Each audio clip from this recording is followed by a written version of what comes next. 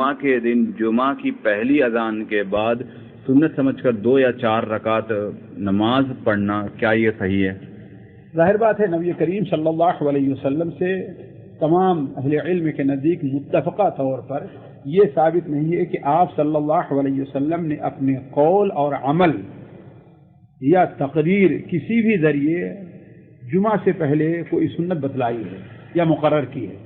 لہذا اب اگر کوئی شخص یہ سمجھتا ہے کہ یہ جمعہ کی سنت ہے تو یہ چیز بدعت میں داخل ہوگی، اور اگر کوئی یہ سمجھتا ہے کہ ہاں بھائی یہ تحیۃ المسجد ہے 2 رکعت،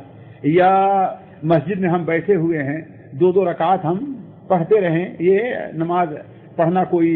ظاہر بات ایک لائق ثواب ہے، جیسا کہ آپ صلی اللہ علیہ وسلم کا ارشاد ہے الصلاۃ خیر موضوع، نماز اللہ تبارک و تعالیٰ کی طرف سے ایک خیر ہے جو بندوں کے لیے زمین میں رکھی گئی ہے، جو چاہے اس خیر سے زیادہ لے لے، جو چاہے اس میں سے